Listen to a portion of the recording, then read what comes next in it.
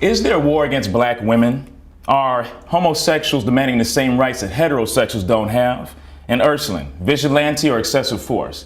I'm your host, James Shippey, and join me as we host these and other conversations face to face. Let me introduce our guests. We have Crescent. Hi.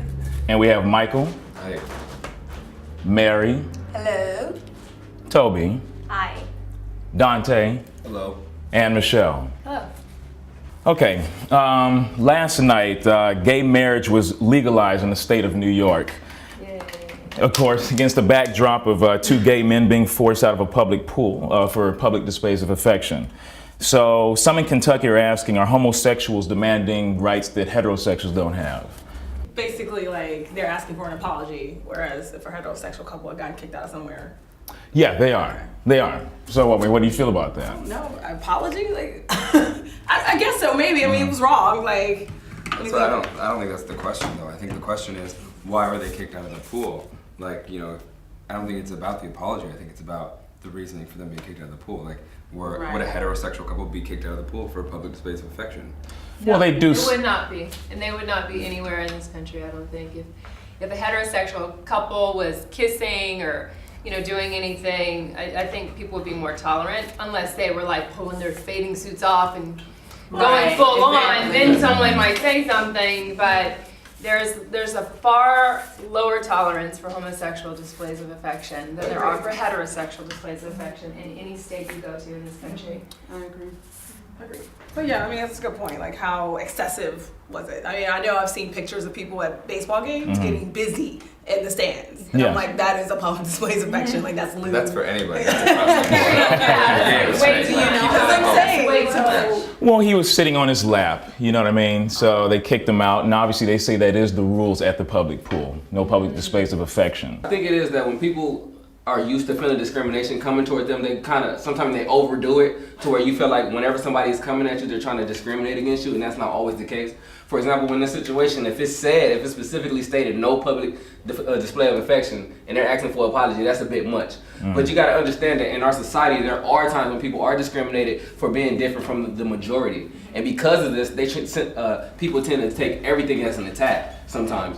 So do I think they're taking it a little bit too far and asking for an apology? Yes, the rules are right there on the pool that you're not supposed to be doing that. They're pushing it a little bit too far, so they're asking for a little bit too much in that situation. Well, what about the marriage bill being passed yesterday? There's a lot of oppositions to that, and obviously this is a big thing. I think they're kind of two separate issues.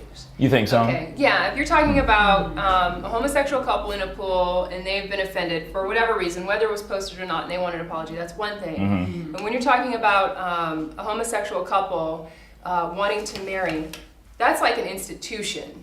That's not someone hurting your feelings, right? That with the institution of marriage comes a lot of rights. Like, you can go and visit your family member if they're dying. You can make decisions about their life if it comes to some situation where they're on life support. And a gay couple wants to be able, a member of a gay couple wants to be able to have that decision. So it's a bigger issue than somebody getting their feelings hurt at a pool.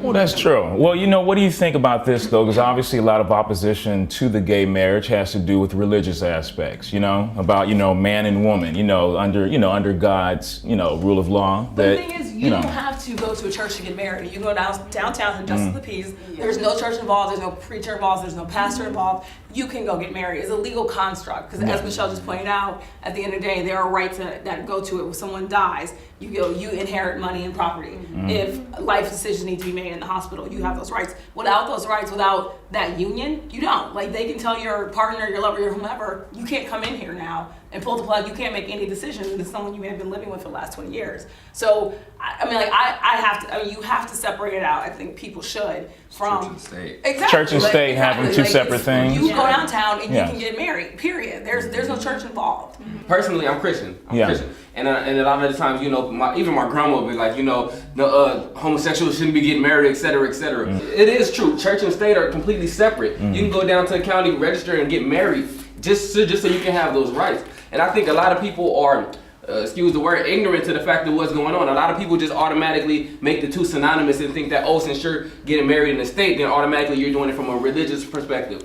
They're people all over the country who are still influenced by what their families or their parents believe or what they have heard their whole lives, and so they may just adopt that. And you brought up the word ignorant. They may just be ignorant, which means that they are unaware, they are not educated. Mainly, I feel that it's the religious community that is so against it. And to me, the religious community, whatever religion you are, should be, to me, the most tolerant, accepting people of love in the world. Well, there's a lot That of blows my churches out there too where you have like a gay pastor Yeah, that's accepting. definitely. So I don't think it's fair to say that it's just the religious community. I think I would say majority of majority the is- religious community, but there are a lot of things that's turned around even in the churches. This is becoming like a line people are drawing. What do you mean by that? Meaning, if you are against this one issue, you know, You're on this side, you're on LGBTQ, that side. yeah, then Yeah. go to that denomination. Or if you're on the other side, go to that denomination. Or start your own. Or start your People are own. starting their own. Right, It's like- but it's an interesting thing. It's almost like the Mississippi River or something. It's dividing people. And I think that's the sad part about it when you talk about faith centers. Do you think that, all 50 states will eventually get there? You know what I mean? So. No? Hell no. Yeah? I think so. No, I doubt No? it. Mississippi, good luck. Yeah. Okay? I think a different place.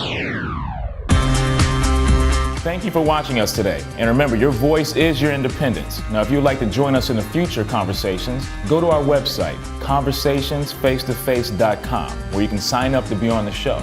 And give us your questions on topics that matter the most to you, or just leave a comment. We want to hear from you. But don't hide behind the text when you can have conversations face to face. I'm your host, James Shippey. We'll see you next time.